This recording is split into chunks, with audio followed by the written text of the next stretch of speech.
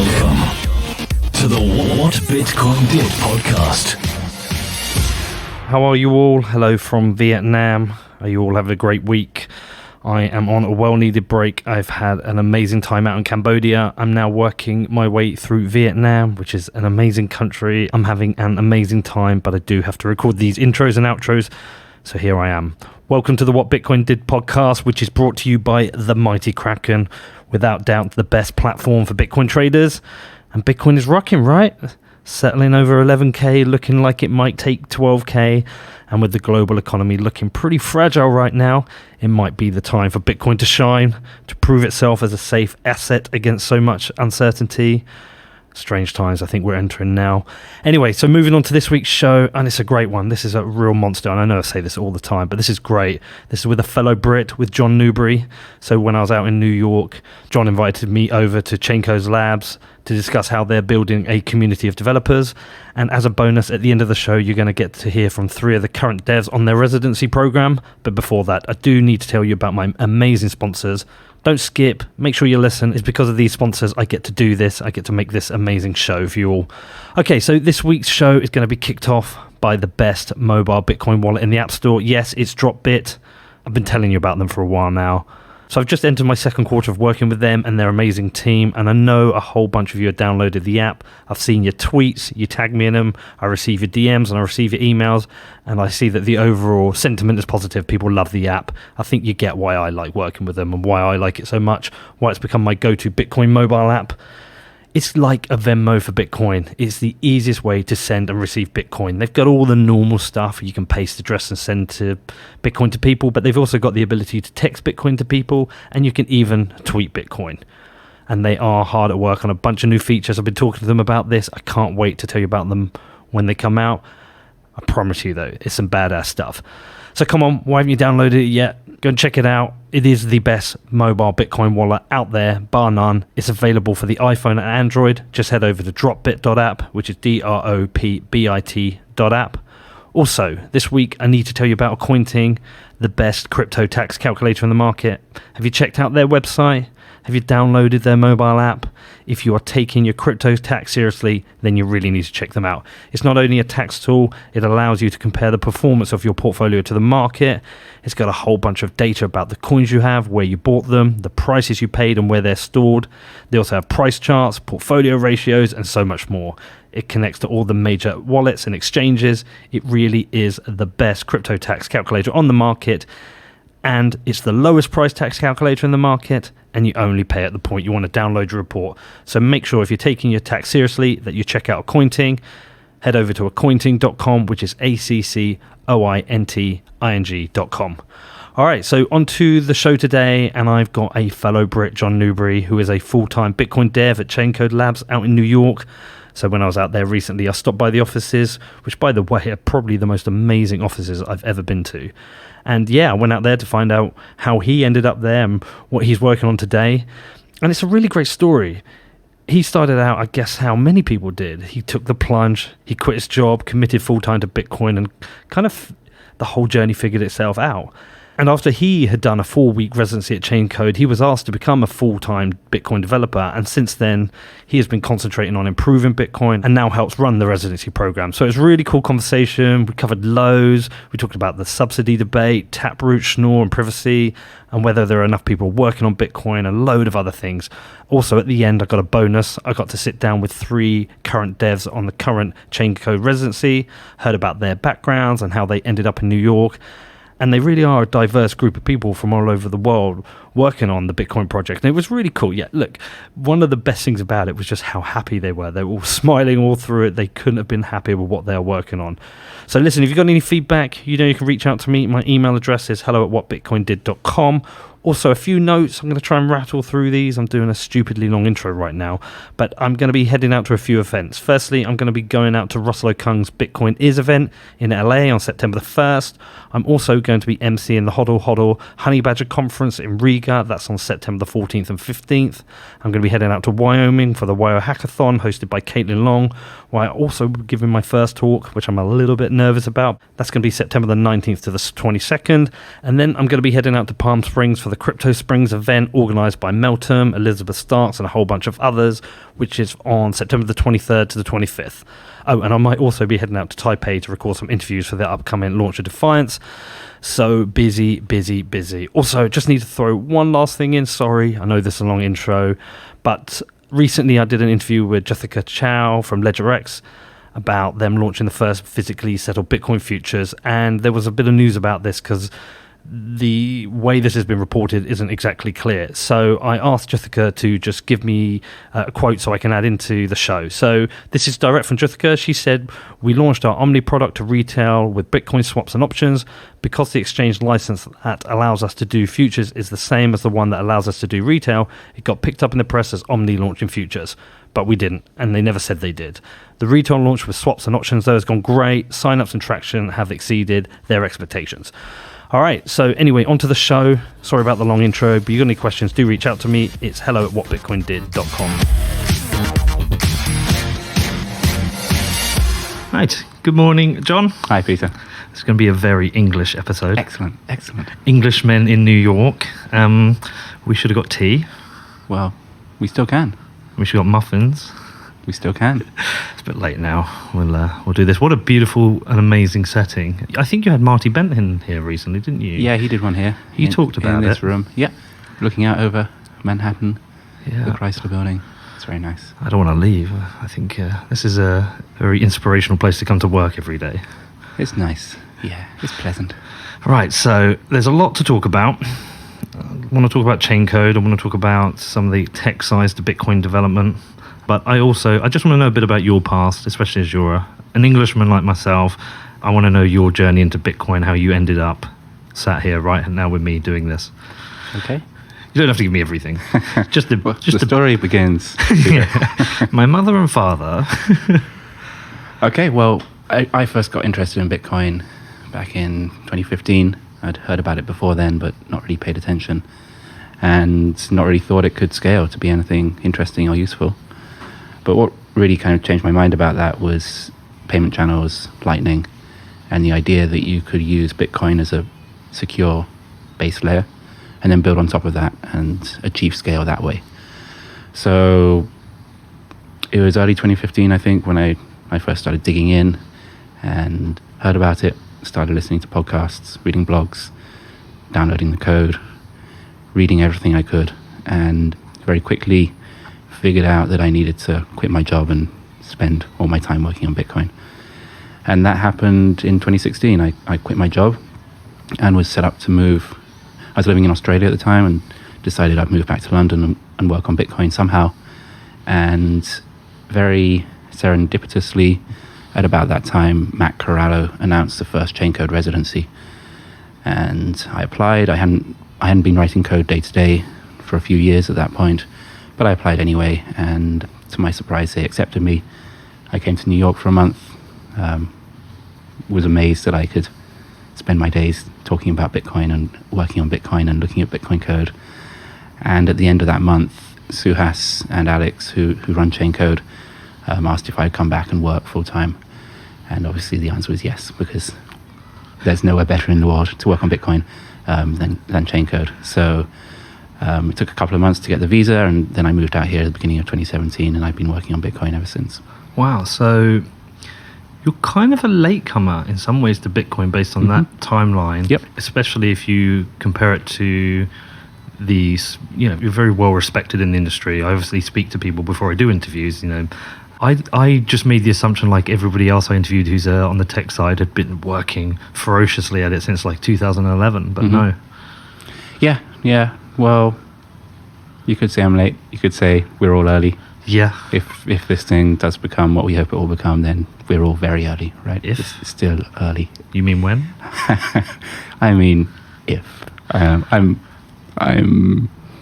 hopeful, but it's definitely not a sure thing. So yeah, many people, many of the very important, influential Bitcoin core developers have been working at this since 2012, 2011. So I do feel like I'm quite new still. I have that. I have imposter syndrome. Oh yeah, everyone does. Of course we do.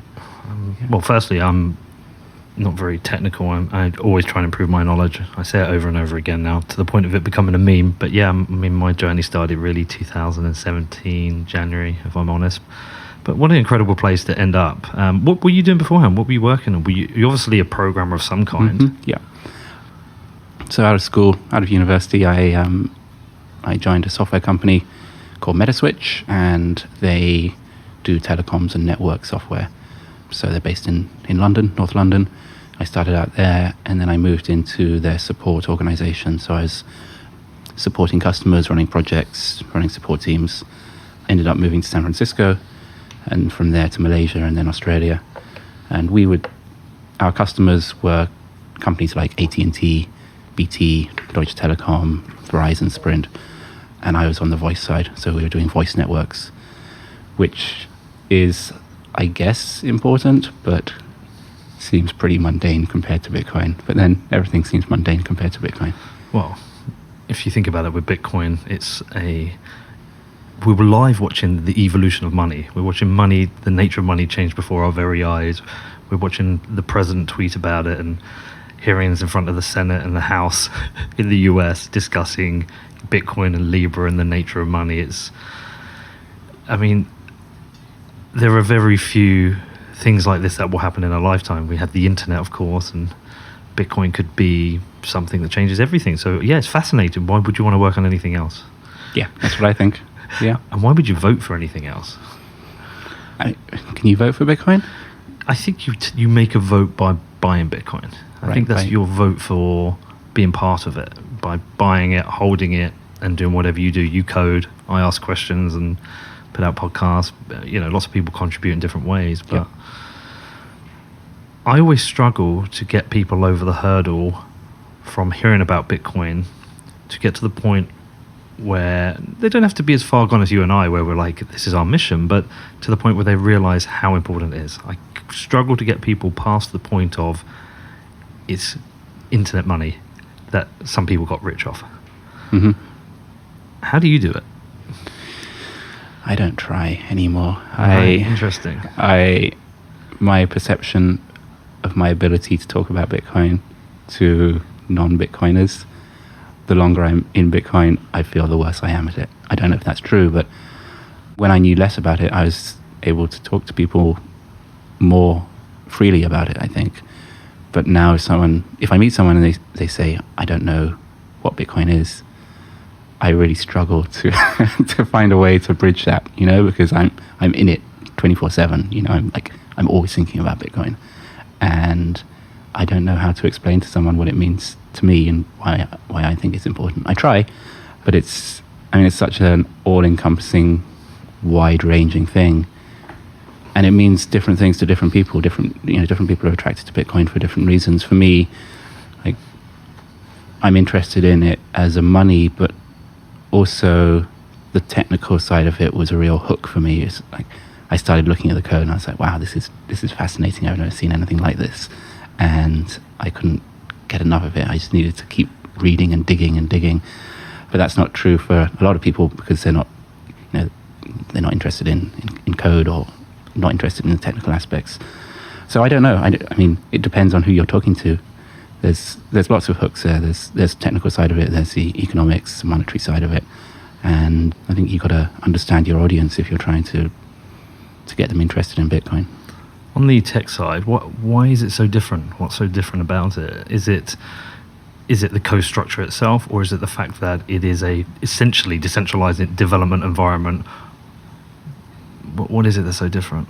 Lots of things. So Bitcoin is built around this consensus engine, and the way that the ledger is updated is through this dynamic group of miners who are essentially anonymous or can be anonymous, doing work which is burning computer cycles to produce a valid block. And the system that develops from that is just fascinating. It's like nothing we've ever seen before. This kind of decentralized consensus where the rules are set by each individual node on the network, and somehow they need to reach the same state, or come to an agreement about what the state of the ledger is. Kind of the problems that throws up and the questions it throws up are fascinating, and I don't know of any other system that's like that. I don't think there is one. And so we're kind of 10 years into this experiment, and we learn new things about it all the time. It's fascinating. It's just fascinating in many, many ways. I agree. I find it fascinating myself, probably for different reasons, because I'm not a techie. As has been said a million times, I don't understand the tech, but Well, you understand it better now than you did last week, and better than you did a month before that. Maybe I should do a residency. Maybe you should, or maybe you should, read the Optech newsletter or come to PR Review Club. There's lots of ways that you can up your knowledge, and I'm still learning. I wouldn't call myself an expert, but every day I learn a bit more about it, and if you're interested, so can you. The bit I find most fascinating, especially now, is the state versus Bitcoin. How various countries and governments react. What happened in China, what's happened in Malta, what happens here in the States, how they react, and how that's going to play out. I find that more fascinating than anything else. We talk about it. I mean, you said it's an experiment, and other people have said, will it survive? Nothing's guaranteed to survive forever, right? Correct. We don't have those home telephones anymore. I only have a mobile. Yep. There's lots of things in the history. There'll come a time where people don't drive cars because it will be illegal, because it's too dangerous, because it's safer to have, to auto drive. So Bitcoin will have a life cycle, whether it's 20 years, 1,000 years, who knows? I don't think it's very difficult to say anything that will be here forever. So at what point do you think we start to change maybe the narrative? We stop talking about it being an experiment. We stop talking about, will it survive, and treat it more like it's here. Do you understand the question? I do understand the question. Because I'm there, by the way. Good. I like your confidence. I think as people who are looking at the code and thinking a lot about incentive structures and the long-term viability of Bitcoin, we have an adversarial mindset, and in some ways we're pessimists. We try and think of the worst possible outcome. I don't know if that will ever change, right? If we care about Bitcoin, the technical community, we will keep thinking about ways that it could fail and talk about those and try and figure out if those will happen or if there's anything we can do about them. For me, one of the big questions is Bitcoin incentive compatible in the long run? So right now, miners are incentivized to build on the longest chain and put their compute power towards extending the chain because they get paid a subsidy, or they get paid a reward for each block, which is made up of the block subsidy, currently 12.5 Bitcoin, plus the transaction fees of all the transactions included in that block. That subsidy decreases over time until in around 120 years, it will go away entirely. But long before that, it will be insignificant because it halves every 4 years.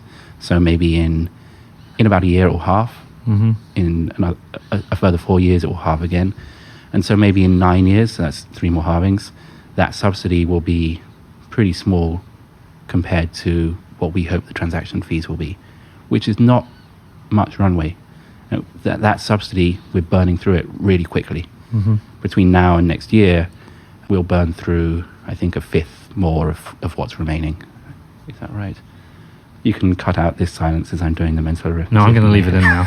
No, because it's fun. I'm sitting here, so for those listening, John's nodding his head, he's kind of closing his eyes and doing the math. Yeah. So I think, every 4 years, we burn through half of it. Of course. And in the last year of that 4 year, we burn through 25% of all of the subsidy that's remaining. That's a really fast burn rate. Yep. And the question is, in the long run, can Bitcoin be incentive compatible? Will miners be incentivized to continue mining? And will there be strange edge cases where miners are not incentivized to extend the longest chain, for example? We don't know the answer to that, and I don't think there's really a very satisfactory way of figuring that out without running the experiment, which is letting Bitcoin run. Yeah. So I worry about that. We just don't know. I don't think anyone has the answer. So I guess the disaster scenarios in that scenario is that one of them is that there isn't enough miners providing enough security to the network, which makes it easier to attack. Yep. So that's one threat. I guess that's the main threat. Yeah, or maybe it's more profitable for a miner to do a deep reorg. Yeah. So instead of continuing to extend the chain, do a reorg of 100 blocks deep and make a competing chain. And if that continues to happen, well, Bitcoin kind of breaks down because the chain doesn't extend and no one can get enough security on their transactions. They can't be sure that those transactions won't be undone at some point in the future. If they did a deep reorg, Mm-hmm. if that's essentially creating a fork, right? Yep. Do they do that in the hope of catching the other chain and people joining them, or is it just a fork and they fork the network and we could have a chain split? The scenario I'm talking about is they hope that they will overtake the main chain and they will be the main Bitcoin chain. But that's still very hard to do, right? Because you still have to have over 51% of... Correct, yes. And you have to coordinate 51% to do that. Correct, yes. And hopefully, between now and then, something like Better Hash from Matt Corallo would get us away from the risks of that scenario. Maybe. Maybe. You don't really need more than 51%. You can do attacks where you have less than 51%. So there's an attack called selfish mining where you are mining but not releasing those blocks to the network in the hope that you'll get 2 blocks. If miners start doing that, then the effective hash rate on the network drops because not all of the hash rate is going towards extending the main chain. And so things start breaking down a little bit because competing miners or adversarial miners are then able to attack the network for less than 51% of the cost or of the hash rate. I don't know what it looks like. Yeah. This is what I'm saying. We can look at Bitcoin now and we can say, okay, it's been running for 10, 11 years. And so we have some evidence that right now it's incentive compatible. Mm-hmm. It survived various problems over the last 10 years. Miners have continued to mine. So it looks good, but things will change and it will be a different Bitcoin in a year's time, in 5 years' time, 9, 13 years' time. And we just don't know what it looks like. Yeah. I've explored having the potential of doing a show where we discuss the subsidy, and whenever this topic is broached, it gets met with a lot of hostility because, what are the options? Move to a different consensus mechanism, but something that's, I wouldn't know anything about. But one thing I would be able to debate is, do we have to change the subsidy? Right. Do we have inflation? And that's often met with a hostile no. Bitcoin will only ever be 21 million. That's it. But if there is no subsidy and there aren't enough transactions, we have a problem. Yep. And as you say, 9 years is not a long time. Yeah. I think there's nothing wrong with having the debate. No. I think there's something wrong with suppressing that debate and it being taboo that we can't even talk about it. Yeah. There will have to be a solution if there aren't enough transactions, if there isn't enough subsidy. Yep. That's interesting. Okay, so that's obviously something that's on your mind. What other things? What are the other big things that you, as John, think about? Well, I said we're pessimists, but obviously we're also optimists because we spend all our time working on this thing that we hope can be better than the system we have right now. So the things that I think about are how we can make Bitcoin better. Okay. And that might be in the technical realm. Schnorr Taproot would be one example. Lightning is another example. But I also spend a lot of time thinking about how I can help make the development and technical environment around Bitcoin better. So the residency that we're holding here at Chaincode is one example of that. PR Review Club, Optech. Just making the Bitcoin developer community that I want to see. I spend my time building things that I want to see exist because it's an open source world. And if you're not building it, then it probably won't get built.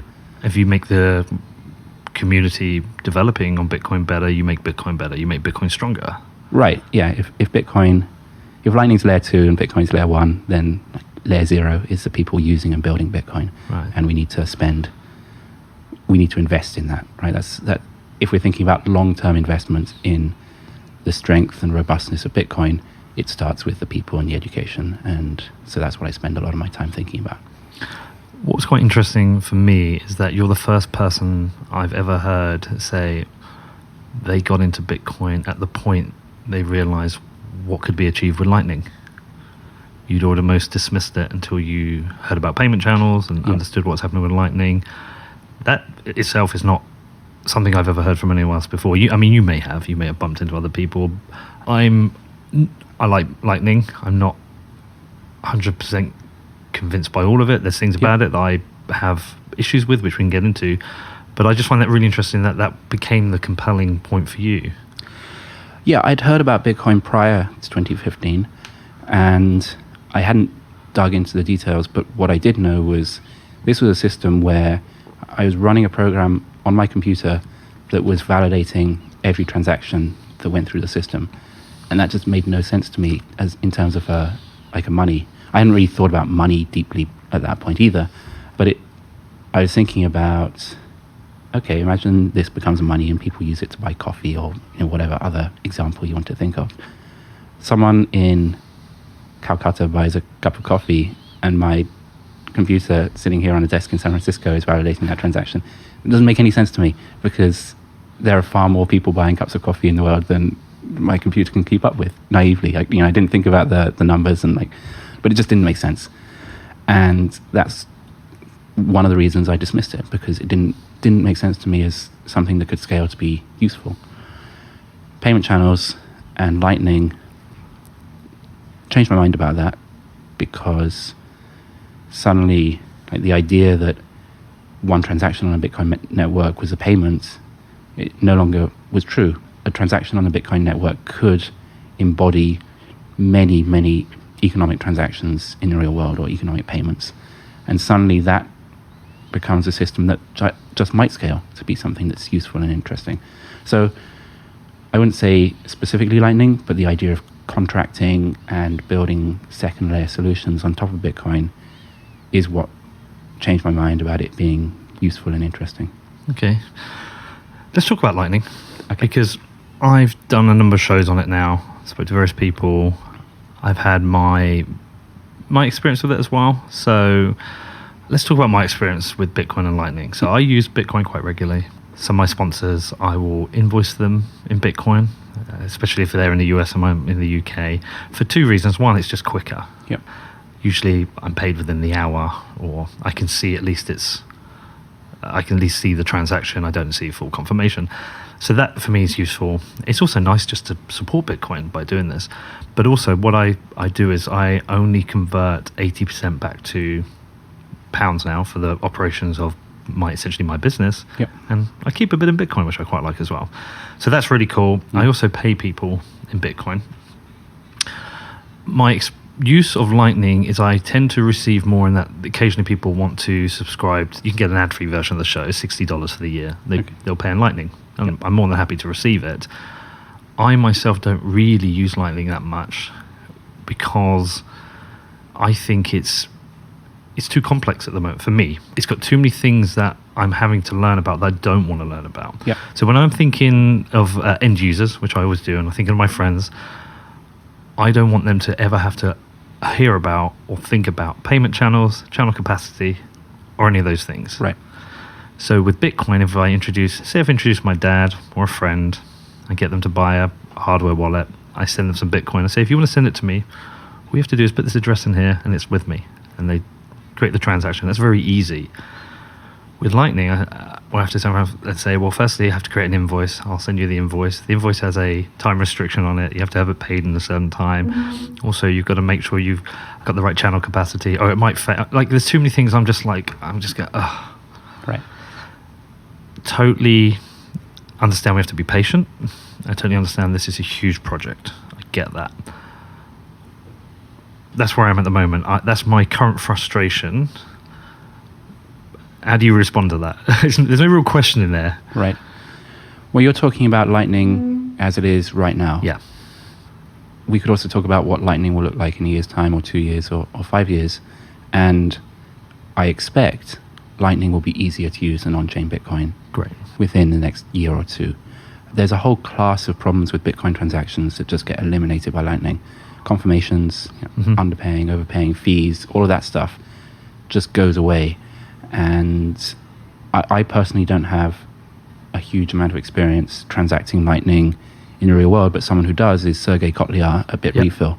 They were one of the first merchants, they were the first to accept Lightning payments.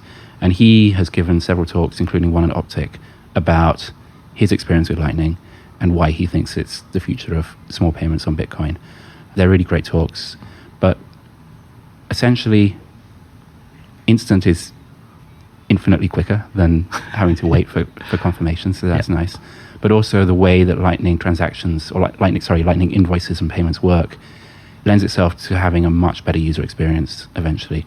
You don't need to worry about on-chain fees. You don't need to worry about overpaying fees or underpaying fees.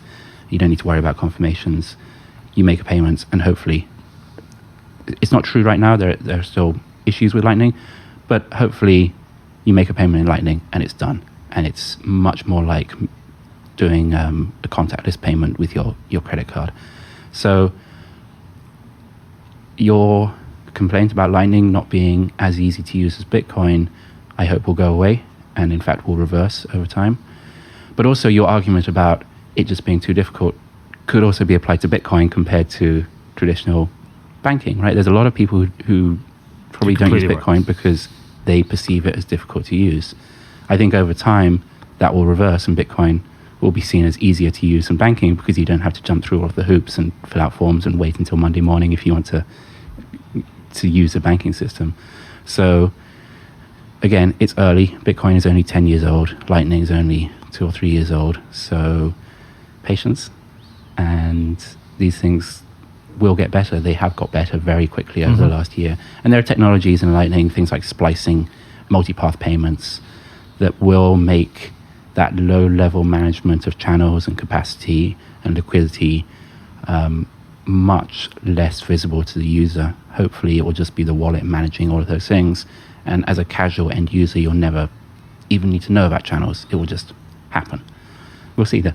So do you see a scenario, say, if I was to get a new wallet, that I could buy Bitcoin on it, but that's their Lightning Bitcoin, say, so I could say buy 1 million sats and they just appear, and that's all I see. It's just a balance, and I can spend it and receive without ever thinking about anything.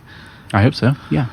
So the other thing I never understand in that scenario, if that is the case, who is the owner of the on-chain Bitcoin at that point? Is essentially the sats alone to me? There's different ways you can do it. Yeah. So I think you're talking about the idea of custodial versus non-custodial wallets.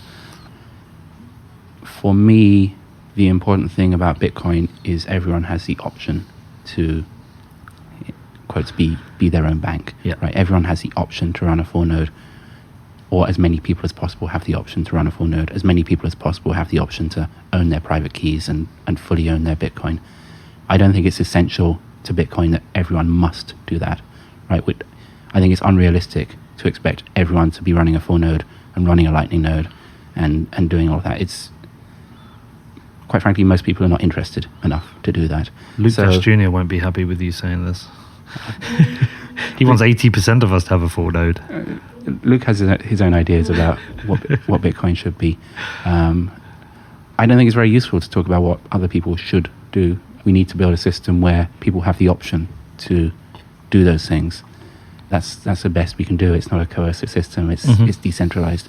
So I, as a Bitcoin developer, try to make a system where it is possible for people to run full nodes, and it is possible for people to run custodial wallets. But the Bitcoin ecosystem as a whole, over time, I expect will be one with greater diversity in that, where people have the option to use custodial solutions because that's more convenient for them, and they have 100 other things in their life, and Bitcoin is not the most important thing in the world to them. Yeah, I think the custodial experience right now is actually, with some of the wallets, is actually fantastic. Yeah, it can be, and it's always easier to build a centralized system. But we need, for Bitcoin to be healthy, we need options that people can run non-custodial and own their own keys and run their own full nodes. All right, so let's talk a bit about Chaincode. Yep. So Chaincode is essentially a non-profit? Essentially, it exists. Yeah. It does not exist to make a profit. I think it's an LLC, so it's not legally a non-profit, but we don't have revenue, we don't have products, we don't have customers. We exist solely to support Bitcoin. And the main way we do that is by hiring engineers. There are 7 engineers now who work at Chaincode, and we work on open source Bitcoin projects, mostly Bitcoin Core, but also things like Rust Lightning and various other projects. And how are the decisions made on what to work on and priorities? And is it group decisions, or does it tend to be an individual, or just like a hybrid? It's an individual decision. So there's basically no structure here. Alex and Suhas are the founders of Chaincode and fund it entirely. Alex did an interview on Epicenter, I think about 2 years ago. So for listeners who want really the in-depth story of the founding of Chaincode, that's a good place to go. But they started it because they wanted to support Bitcoin, and they hire people who are passionate about working on Bitcoin and allow them to work on Bitcoin in whatever capacity they think is important or useful. So we don't have management, we don't have structure, we don't have people telling us what to do. They hire us and we work on what we think is important. And I guess so if you have 7 engineers here, there's obviously some engineers at Blockstream working on Bitcoin Core. We've heard the great news that Jack Dorsey and Square are going to, I think, up 4 or 5. I think they've just taken on Steve. That's right, Steve Lee. Yep. He's a great guy. And obviously there's various different operations around the world which are financing developers to work on Bitcoin. This is really important, right? Like having people work on but Bitcoin the actual having the people focused and dedicated to financing this. Right. It's people are doing this without a direct financial return. Correct. They're doing it because Bitcoin needs this. Correct. Yes. And it's great. It's great that there are companies out there who are financing Bitcoin development with no strings attached. I'll add Zappo to that list. They fund 1 or 2 developers. There are individual contributors. John Pfeffer funds developers. So there's already some diversity. On the other side of that coin, there are companies that have made substantial profit from Bitcoin and who do not contribute at all, and that's a real shame. Yes, you fuckers, put your hands in your pockets.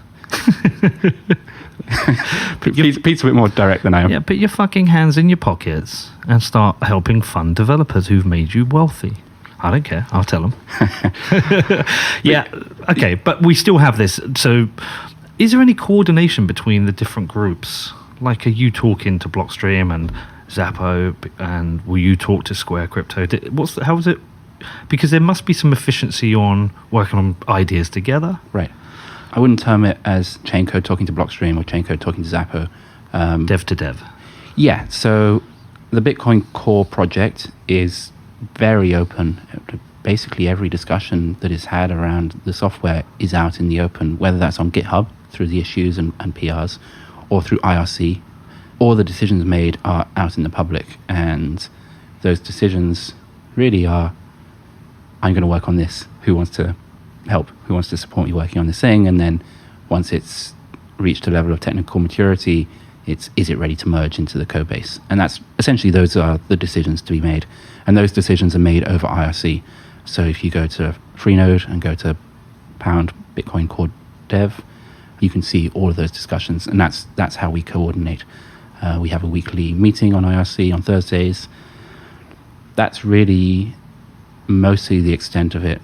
We also have occasional, in real life, face-to-face meetings with regular Bitcoin Core contributors, roughly every 6 to 9 months.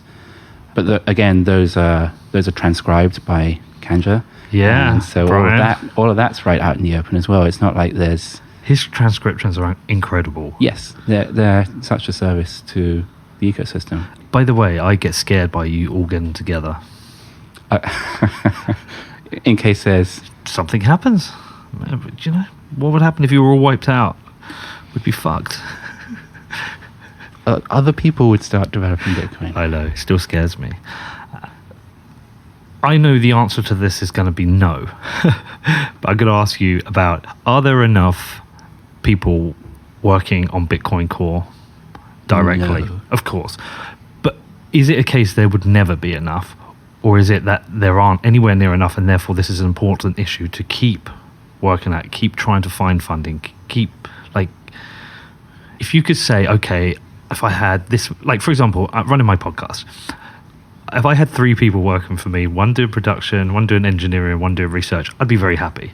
I could have 6, but I know those 3, I'd be content.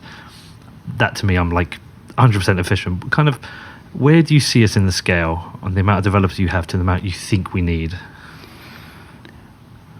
It's a really tough question. It's a tough question. Yeah, I don't know. I don't know if there's a magic number that I would be happy with. I want more. I want more eyes on the code. I want more people reviewing the code. Okay, but outside that, I want more diffusion of the knowledge. Right? There's this concentration of knowledge in the regular Bitcoin Core contributors. I want to keep pushing that out. Keep pushing it out more and more. But the number isn't, say, dangerously low. No, it's not dangerously low. It's in fact, the project is in pretty good health. I would say every release we have more contributors, and there are always people coming up and getting more involved in the process. So that's healthy, but that doesn't just happen by itself. You know, there's a reason for that, and it's that we keep pushing and trying to make Bitcoin Core development, you know, welcoming and a place where people want to contribute their time. And how does Chaincode work? Is it based on donations in, and therefore should there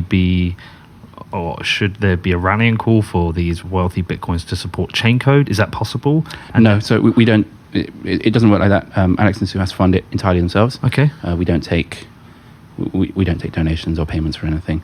But there are other organizations. I know that in China there's a fund called the Hardcore Fund, set up by Davi Wan and Kevin Pan, I think, to fund developers. There's BitDRA, I think, in Switzerland to fund developers.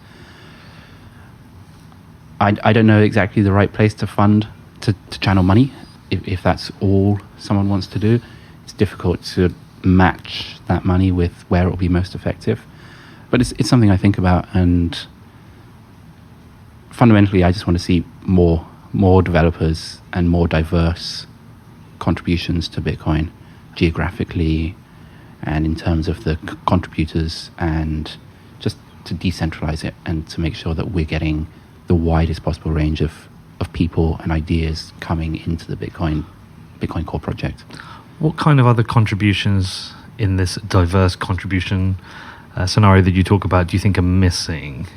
So, for example, like the only thing I think we're quite weak on UX. Yeah, that's the area that I have a bugbear about. Mm-hmm. It's not terrible, but I just personally I think that's an area we're lacking. Pete, I thought you were direct. It is terrible. Yeah, okay, it is. And do you know what? I think I know why, right? Look, very good UX people are very rare. Jeremy Welch just hired a great guy who works over at Casa, which I think reflects in their products. Yep. Some of the other companies who are building companies outside of Bitcoin have some great UX. I got a lot of flack when I was very critical of the UX on Wasabi Wallet. I got a lot of flack when I was very critical of the UX on Blue Wallet. And generally speaking, when I'm critical of UX, I get told, well, you're a fucking idiot, Pete. you don't know what you're talking about. But I used to be a UX designer, so I understand it. So you do know what you're talking about? Yeah, I do. Well, I do, because I did it. Right. And I always approach things like that. I always refer to this book. There's a great book by Steve Krug called Don't Make Me Think. And we have to think a lot when using Bitcoin and Lightning. I think we need more UX people. I think the problem getting them in is they're very few and far between. And I think they have different incentive structures than, say, for developers. I think developers, and I could be wrong, but money's not the be all or the end all. They want to work on things that are cool. UX people just usually want to get paid.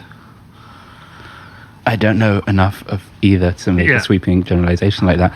Let me give you an alternative theory that a good user experience requires a singular vision of like how it should be. Yeah. Bitcoin Core, the open source development process, is not a singular vision. It's not one person or a group of people saying this is how it should be and you all follow this design pattern and like this is exactly how it needs to be. Should we get a leader then? I don't think that's quite right. That's not exactly what I was saying. We could bring Craig Wright back. Yeah, bring Satoshi back. I think something exciting that's happening in this area is Square Crypto. Yes. So Steve Lee was the first hire, and he's building out the team there.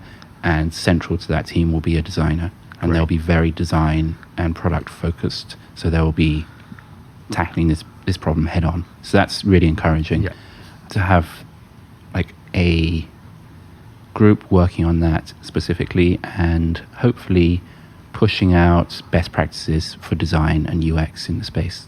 That could change things a lot.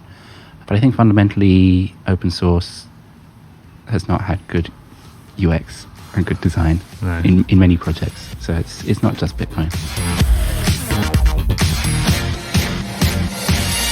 Next up, I talked to John Moore about building a community of Bitcoin developers. But before that, I do have a message from my amazing sponsors. Okay, firstly, we're going to talk about BlockFi. It's our anniversary. We've been working together for a year now, which is absolutely amazing. And they also had some big news of their own this week. They just raised 18.3 million in a Series A funding led by Valar Ventures, with participation from Winklevoss Capital, Galaxy Digital, Consensus Ventures, Acuna Capital, Avon Ventures, Susquehanna, CMT Digital, Morgan Creek, and PJC.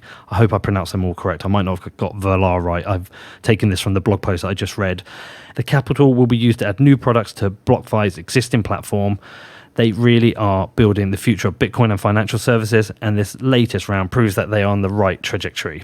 They do have 2 leading products in the market right now. With BlockFi interest accounts, you can earn interest every month on Bitcoin, ETH, and GUSD. And with crypto-backed loans, you can take out a loan against your Bitcoin, Ether, or Litecoin. I'm a customer. They're not just a sponsor. They are a customer. You, have you checked them out yet? If you are interested, you better do your own research first, but then head over to blockfi.com, which is BLOCKFI.com. Also, this show is brought to you by Kraken, the mighty, mighty Kraken, the best place to buy and sell Bitcoin, the most comprehensive set of tools for you traders out there. They also had an announcement last week. Kraken has acquired my buddy Dan Hell's company Interchange. He and Clark Moody are joining the Kraken team, adding to all their recent acquisitions. When I get back from holiday, I'm going to be catching up with Dan. We're going to be talking about this, and most likely we'll be talking about a whole bunch of other Bitcoin stuff. And you know, this is Kraken. We already know they have the best security of the entire industry, but they are also building the best and most comprehensive trader options available in the market. You have Kraken.com, the best place to buy, sell, and trade digital currencies. You can margin trade with up to 5x leverage. They have futures, they've got indices, they've got the Kraken OTC desk for large trades with private and personalized services. You've got Crypto Watch, where you can trade multiple crypto exchanges from a single platform. And for you advanced traders out there, they have the best account management service that you could ask for.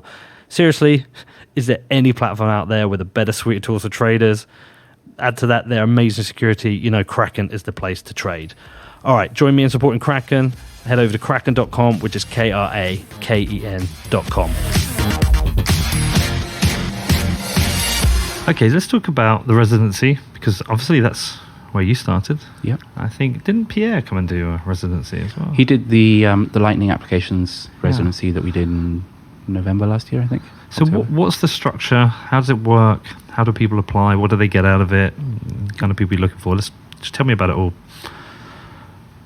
This is our 4th residency. We're currently running one this summer. The first one was the one that I attended as a resident. That was September 2016. The second one was February last year. Then we ran something slightly different, a Lightning Applications residency, and now this is the 4th one.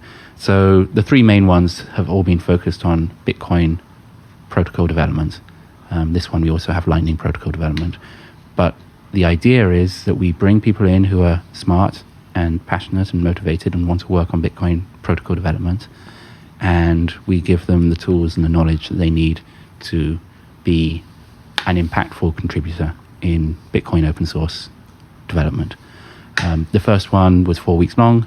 There were 4 of us, 4 residents, and it was run entirely by Matt Corrado because it was something he wanted to do. He wanted to make this welcoming and inclusive way of getting into Bitcoin core development, because it's intimidating, right? Yep. It's of course. It's difficult. It seems really complex, and even if you really care about Bitcoin and you've read the code and you want to get involved, it is very scary to like jump in and open a PR or leave a review comment.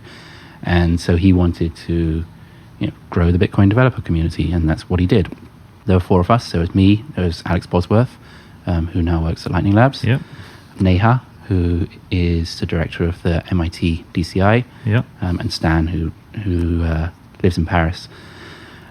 That was the first one. After that, I was hired at Chaincode, and after working at Chaincode for a while, I wanted to repeat it and make it bigger. And so that's what we did. We ran a 4-week residency in February last year. I think we had around 11 or 12 developers come in over the course of 4 weeks, and a bit more structure, more speakers. James O'Byrne was one of our residents who we subsequently hired. Johan Housseth, who's at Lightning Labs. I can't remember all the names, but Yeah. that was pretty good. And then later that year, I wanted to do something more focused on application development because I saw Lightning was developing, it was becoming more stable, and I was personally really excited about the idea of Lightning apps. And so we did a week-long residency where we had external speakers come in. We had Christian Decker, Alex Bosworth, a few other speakers, and the idea was just a very quick 1-week thing where people came in and built their apps out of that. So we had Pierre Rochard at that one. We had Will O'Byrne, who did the Joule extension. We had... It's James's brother as well. And James's brother, yes. Yeah. And Andre Neves, who worked with Lightning Koala on Koala Studios. So that was pretty successful, really enjoyable, and we put all those videos online. And then this is our biggest and most ambitious to date, now being run by Adam Jonas, who's has much grander visions and has done a much better job than I would have been able to do by myself. And we have 8 developers for the entire course of the summer. We had a 3-week seminar period with lots of talks, which we've recorded and will go out online. And then the residents are here for 2 months working on projects, working on open source Bitcoin and Lightning projects. And they're all really cool, really exciting projects. They have mentors who are long-term Bitcoin protocol contributors. And the idea is by the end of summer, by the end of next month, they will have delivered something substantial and impactful. So some of them are working on Bitcoin core projects, some on Lightning, some on L2, just a whole range of things. And they may get recruited? There's no guarantee? Is it more like if someone stands out? It's not really, none of them have been a recruitment tool for Chaincode. It's just a way for us to contribute. And after the first one, I got hired because I guess they wanted me to keep working here. And then after the second one, we hired James. It's not part of a structure? It's no. The idea is not, this is not an interview, right? We're not trying to hire people. But obviously, we want people who come out of this to continue working on Bitcoin wherever they are working on Bitcoin. So a couple of them are kind of on secondment from their Bitcoin jobs. We got a couple from exchanges. The rest, and one is working at GoTenor on mesh networks, and he'll go back to that. And we hope the other 5 will continue to work on Bitcoin and be hired. So it's really just about adding to the strength of Bitcoin, providing these people with a deeper knowledge to take to wherever they're working on Bitcoin, but bring more developers into the ecosystem. It's just, it's really cool. I think so. Yeah. I love it. This is. I mean, it's really important to me personally because it's how I got into Bitcoin development, and so like seeing it expand and get bigger and better is like, it's just really exciting for me. I guess they all come in pretty excited. I mean, how many applications do you get? So the second, I don't know about the first one because that was run by Matt. The first one that I ran, we had 70. The Lightning applications developers, we had 140 applications. Wow. And this one we had 210, 220. This is scaling up, isn't it?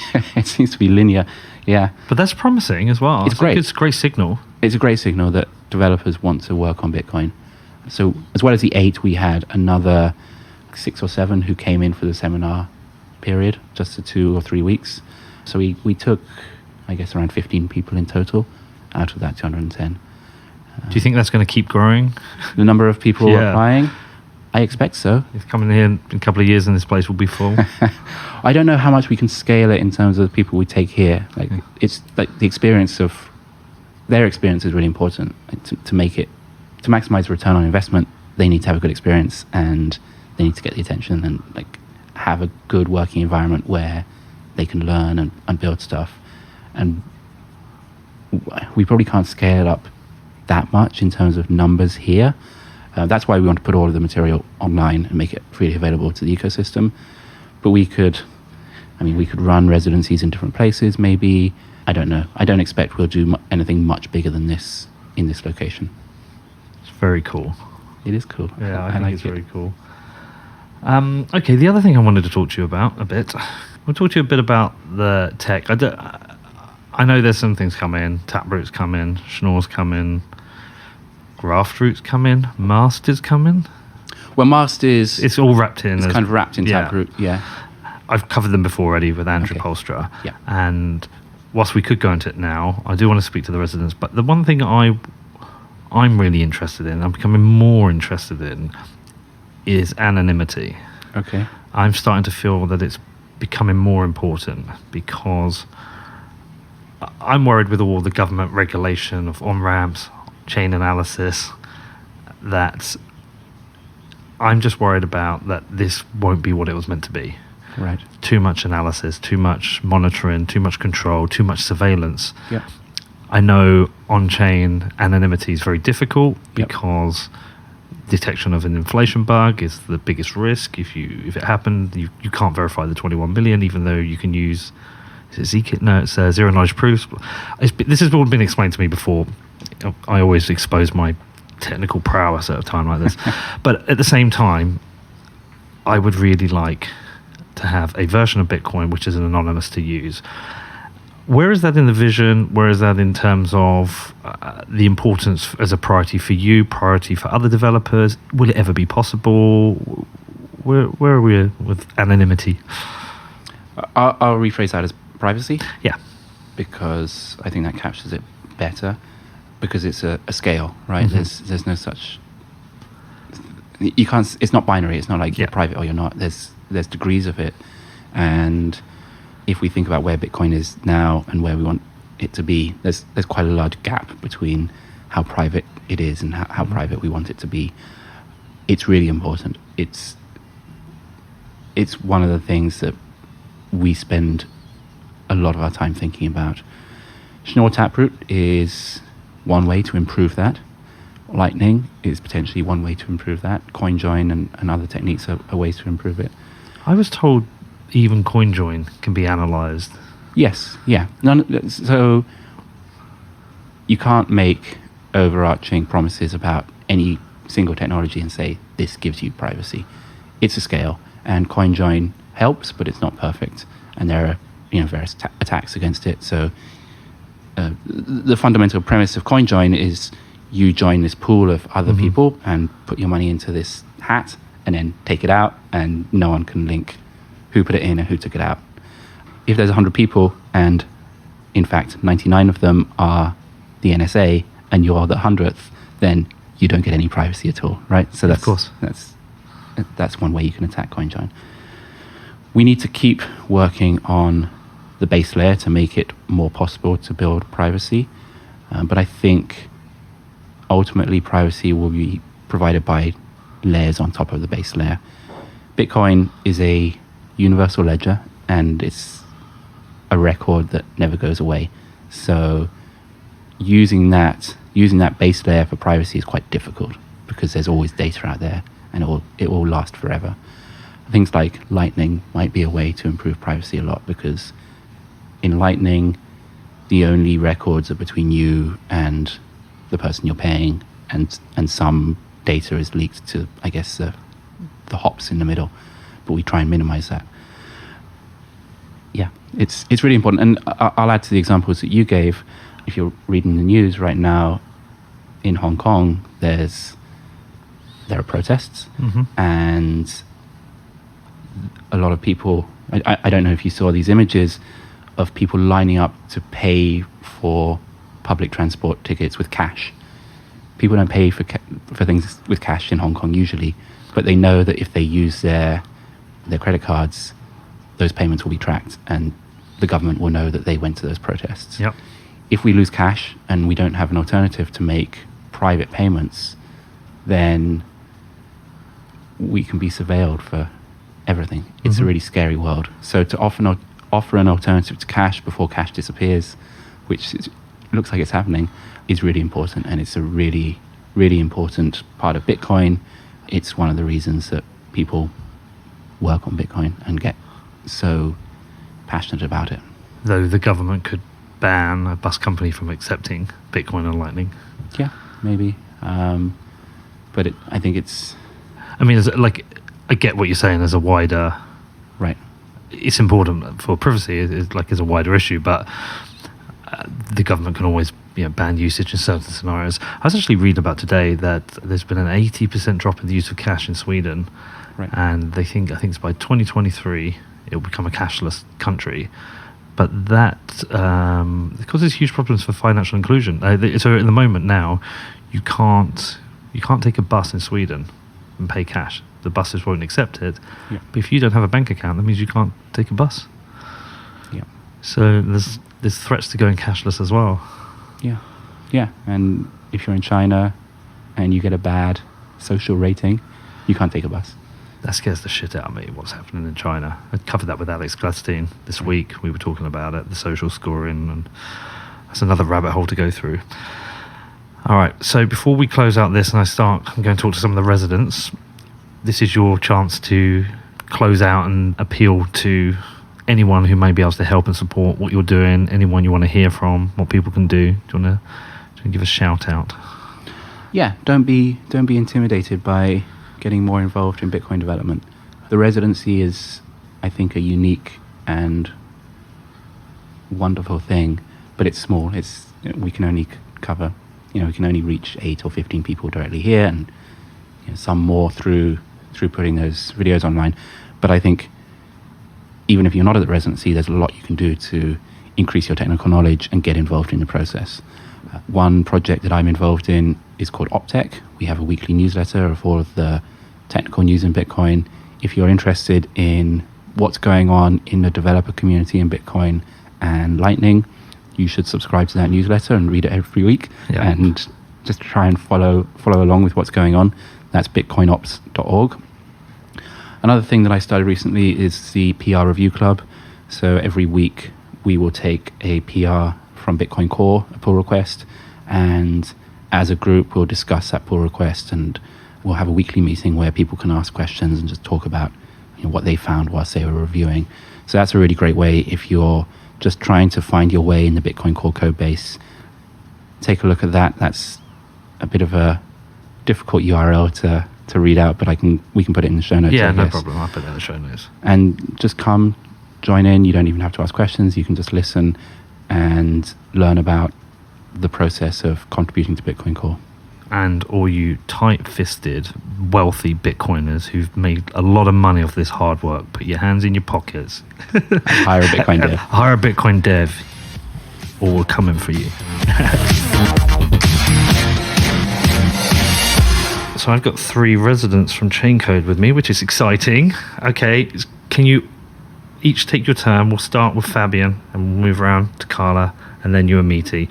Just firstly, introduce yourself, tell us your background and how you ended up with your residency.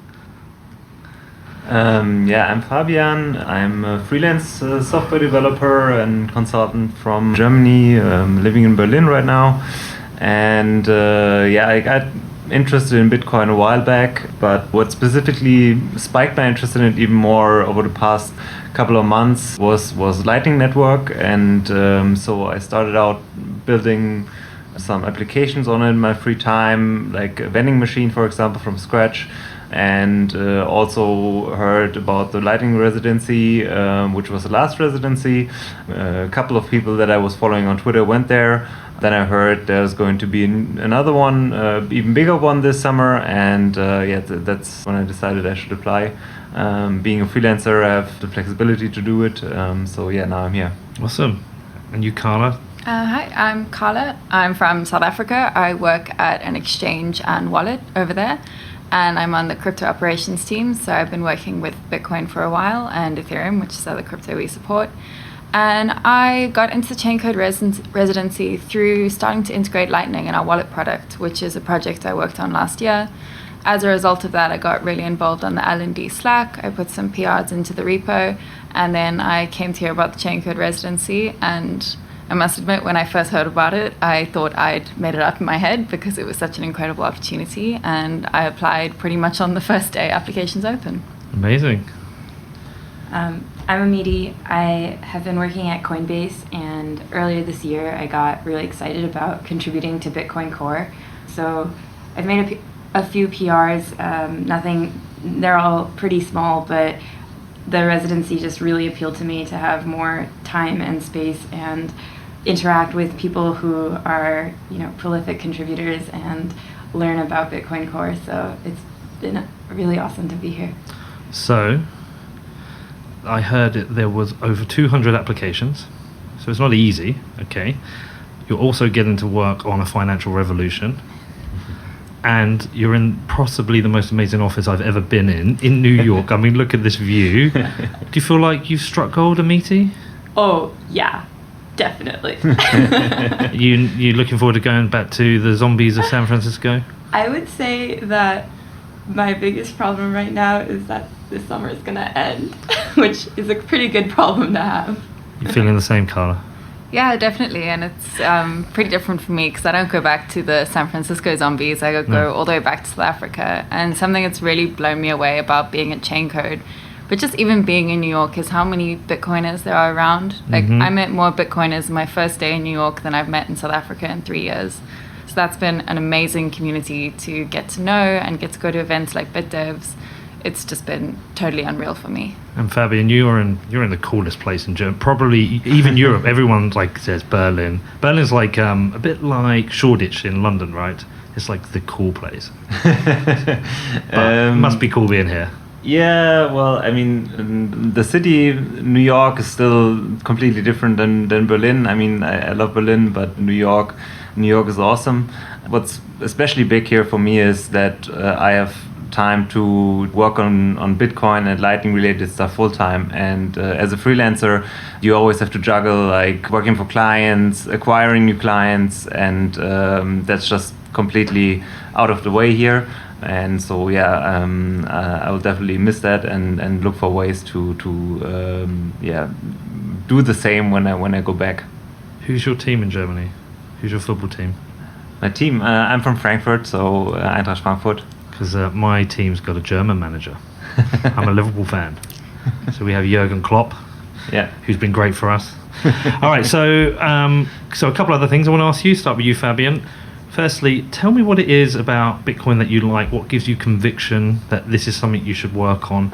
And then within Bitcoin, for you, there's a lot of things you can work on. There's Lightning, you can work on privacy, there's so many different things you can do.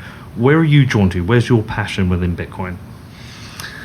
So one thing about me, like I have partially at least economics background as well, but I'm not so big on that. I'm very interested in the technical aspect right now. I mean, it's like what makes fun of actually working on it day to day is the technology, but like bigger picture, I think it really has the potential to help people in more distressed countries than we are right now. Like we have a huge privilege, and that's why we don't necessarily, or most of us don't really need Bitcoin in the sense that it's solving really big problems for us. But if you live in a country where you have hyperinflation, for example, or you need to flee the country, then Bitcoin can particularly solve huge problems for you. And that doesn't mean necessarily that I believe that Bitcoin will be like the world currency someday, but it can put pressure on countries that are in these situations and like slip into these situations over and over again. So yeah, that's like the big picture, what gives me the conviction basically to work on it. And you, Carla? Kind of echoing what Fabian said, I studied economics and computer science, so I was actually first drawn to Bitcoin from an economic point of view. It also hits pretty close to home coming from South Africa. I really vividly remember the hyperinflation period in Zimbabwe. I went to school with Zimbabwean people, and it was an incredibly awful time for people who lived in that country. And learning at a very young age the fact that the money that you work really hard to earn actually does not maintain its value, and I didn't really understand why at the time. It's quite a harsh lesson to realize. So I was definitely attracted to that aspect of Bitcoin. But more recently, I've been working on the Lightning Network. I think I had the light bulb moment that everyone who kind of starts playing around with Lightning does have when I used Satoshi's Place for the first time. Didn't even draw something obscene, so I was very proud of myself for being mature enough. But just being able to make a payment that you actually cannot physically make in our existing financial system, that kind of blew my mind, that you can pay these tiny amounts of money, and just the opportunities that opens up for sort of a new economy and a new set of businesses that we can't even conceptualize. And on top of that, those payments are very private, so that's incredible for me. And it's hit pretty close to home why we need Bitcoin and what's special about Bitcoin for me recently. So we're very lucky to receive a stipend from Chaincode while we're here, so that we can all leave our jobs and our work to work on Bitcoin and Lightning. And I'm here on a J1 visa, so I cannot open an American bank account. So I've been cashing paychecks out to cash, which I actually can't get home to South Africa without Bitcoin. So my plan is currently to buy Bitcoin and send it home.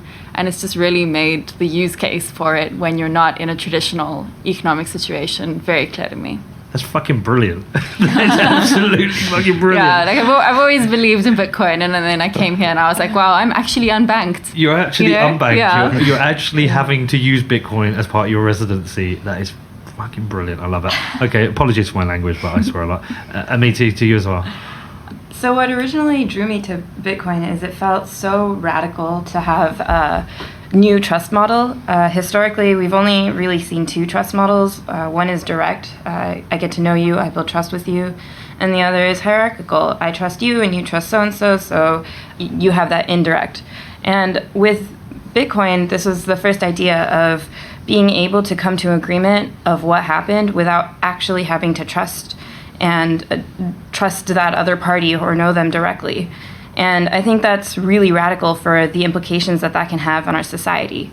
But lately my thinking has been that the biggest problems that we are seeing as citizens of the world is that they're all problems at a level that affect everyone in the world. It's global problems. And we don't have any forms of organization that is big enough to expand to a global society. And I think that in order to thrive, that is where we need to be headed, and having a global money is the first step in that direction. So for me, Bitcoin, it's got a long way to go and it's still very experimental, but it shows a lot of promise, and I think that it's a really important experiment to be engaging in. Okay. So if people are interested in getting into developing on Bitcoin, firstly, what advice would you give them? Also, if they are interested in a Chaincode residency, tell me about what it's like to do it, what your experience is like here, and then afterwards just reiterate how sad you're going to be when it ends. All right, there was a lot in there. There's a lot in there. I think that if you're interested in contributing, the most important thing is to find how to contribute along your own learning curve. There are so many different ways, whether it's participating in mailing list conversations or answering Stack Exchange questions or finding good first issues on GitHub projects or like writing blog posts. There's infinite amount of ways that everyone can contribute, and for Bitcoin to succeed, it's really an ecosystem that we're trying to create. And so looking for how you can advance your own learning while also giving back to helping others engage, I think is really important.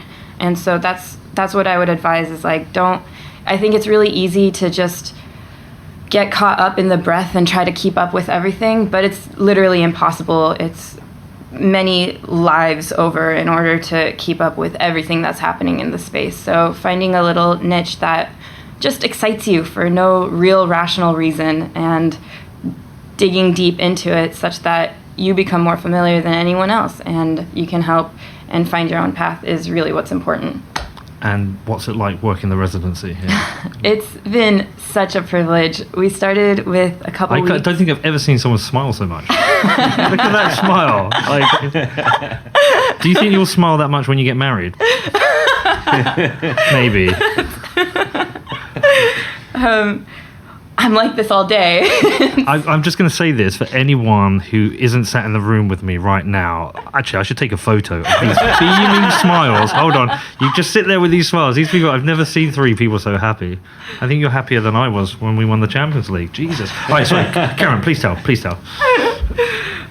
So the program started with a couple weeks of seminar where it was just a fire hose of information from people who have been working in the space for a really long time and came and shared learnings and open problems and engaged us in code exercises. It was really wonderful. And then after that, for the past few weeks, we've been working on our projects and digging deeper.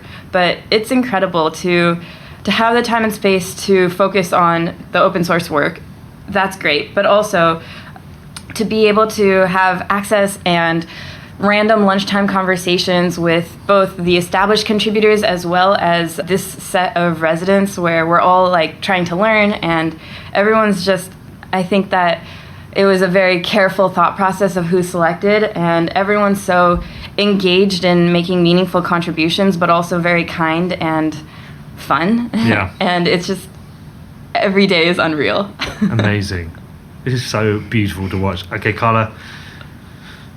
Same question. Okay. Yeah. Yeah, so I'd say, just to build on what Amelia said about getting into working on Bitcoin or Lightning, I think that there's definitely, at least I experienced, a bit of a freeze when I first thought, okay, I want to work on this thing. How do I get involved? How do I do this?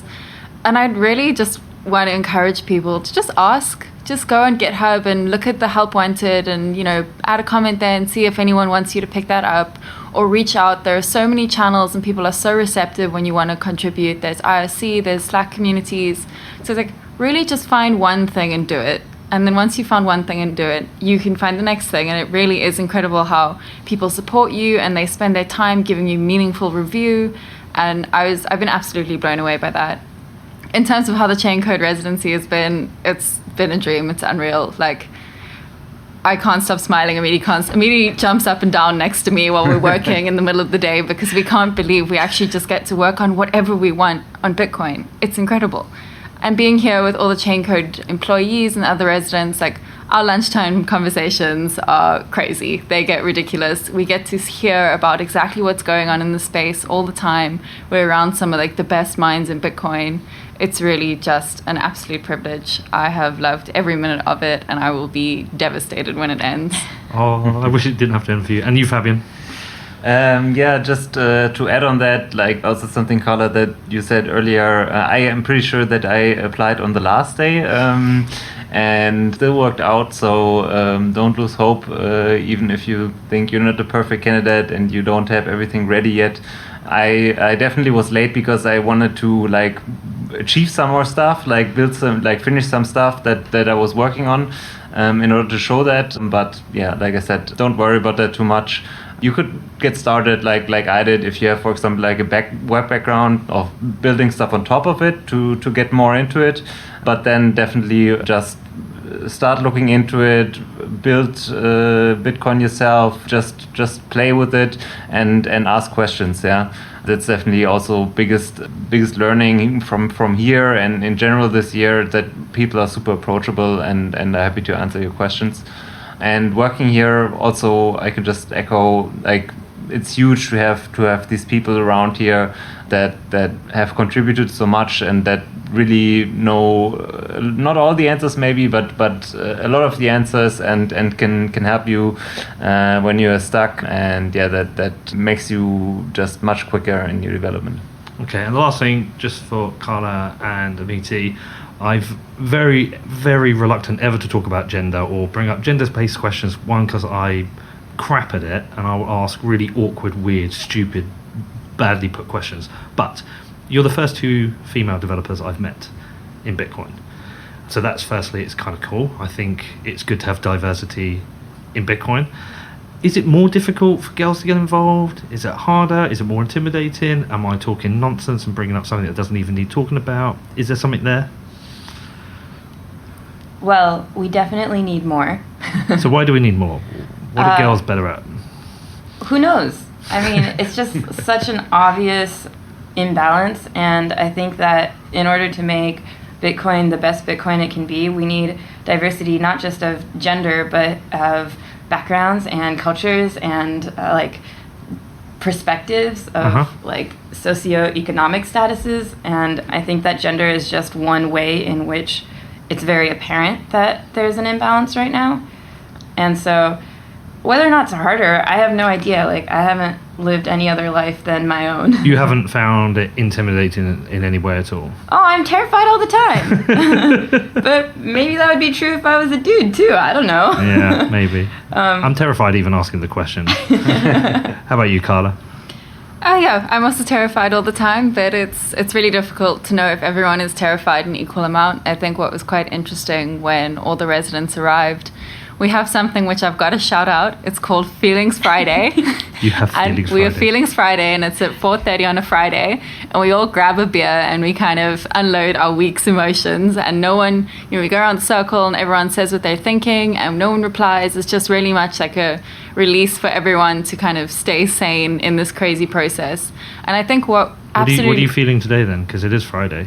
I'll tell you at 4:30 if you stick around. No, because I've got to go. So we're going to do what Bitcoin did midday Feeling Friday. Okay, what are you feeling? I'll contribute. I think what blew me away at Feelings Friday, almost, especially in the first few weeks, is that every single person here felt like they couldn't believe they were here and they weren't good enough and they had incredible imposter syndrome. So it's really hard to quantify your imposter syndrome relative to everyone else's imposter syndrome. And so you don't really know if yours is much different to anyone else's. But I think in terms of diversity, it's sufficient. I want to use that economic word, but everyone experiences the world completely differently. So to only have a group of people who are more similar along a set of traits, like surely you're going to be missing out on some thinking. And we want Bitcoin to be the absolute best it can be. So it must have absolutely everybody thinking about these problems, because otherwise we might miss something that someone would have picked up. I think we all have. I have imposter syndrome, without doubt. I absolutely have that. I was listening to a podcast the other day. I think it was Sam Harrison, Ricky Gervais, but I might have the wrong one. And they asked him what the best advice he ever received was, and he said, "Nobody knows what the fuck they're doing. We're all the same. Nobody does." So I think we all have that. What are you feeling, Fabian, on 12 o'clock Friday? Well, I mean, like, Friday is great, but like, I think what everyone's kind of feeling of the group and me as well is like, we have 1 month left. And so, yeah, everyone kind of has like projects that they work on and like goals that they want to achieve. And we're far over like the halftime of our stay here. And so, yeah, everyone, I guess, kind of feels a bit pressure. Like I definitely feel a little bit pressure. And then, being a developer, you just like, sometimes you just achieve huge things on a single day. Then on another day, it feels like you're stuck and you don't get anything done, or even you take a step back. And then the next day your PR gets merged, and that's huge. And then there's another day where you feel stuck. And so Feelings Friday, you can just share that. And yeah. And Amita, you feeling anything this Friday? Anything you want to get off your chest? Not a personal feeling, but something I just wanted to reinforce from this conversation is as I've interacted with more contributors to Bitcoin, the space, it's been incredible to me how receptive everyone has been to like any sort of curiosity or willingness and desire to contribute. And I think that it's so natural to have imposter syndrome, especially if you're convinced that Bitcoin matters. And it's just been amazing, both within Chaincode, but also other experiences. Like, I've literally cold emailed people whose email I pulled from their GitHub account, and they responded.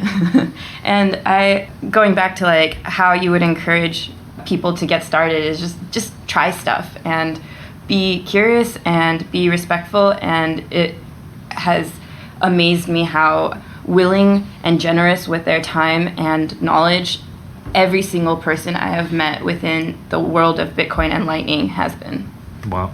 I'm very blessed to have met you three. That's what I'm feeling today. And also, I'm feeling Iron Maiden in Brooklyn tonight. I'm feeling like I should go and see that. So I might do that as well. But look, thank you so much, all three of you. Hopefully, someday in the future, each and every one of you will come on the show individually, because you've got something to come and talk about that the audience will want to listen to. I'm an imposter. I couldn't do what you guys do. I can't code for shit. I feel blessed to just do this, to meet people like yourselves and learn about what you're doing and contributing to Bitcoin. Congratulations on your residency. I wish you all a bright future. If I can ever do anything for you, get in touch. I mean, I'm not sure I can, but, feel free. And yeah, thanks for coming on. Thank you. Thank you. Thanks for having us. All right. Thanks for listening. What did you think of that? Did you enjoy that one? One thing that really resonated with me with that interview was when John said, everything seems to be mundane to Bitcoin. It's so true. The more I've learned about Bitcoin and the more I speak to people about Bitcoin, the more interested it becomes. And, that rabbit hole just gets deeper and deeper, which is why I'm happy that my life is kind of dedicated to this now. I don't know. I kind of get the feeling that Bitcoin's all I'm going to be working on for the rest of my life, which is kind of cool. I also found it interesting that it wasn't until Lightning that John really got Bitcoin. That isn't something I've heard before, and hearing that Lightning might get easier to use than on-chain transactions in the future is really, really exciting, because, for me, Lightning isn't there yet. I like it. Do I love it? No. Have I had some troubles with it? But, his optimism was pretty cool. So that was great stuff. Also, just a big thanks to John for coming on the show. Also, a big thanks to the residents too. That was a really cool way to end the show. I probably could have done a whole show with them as well.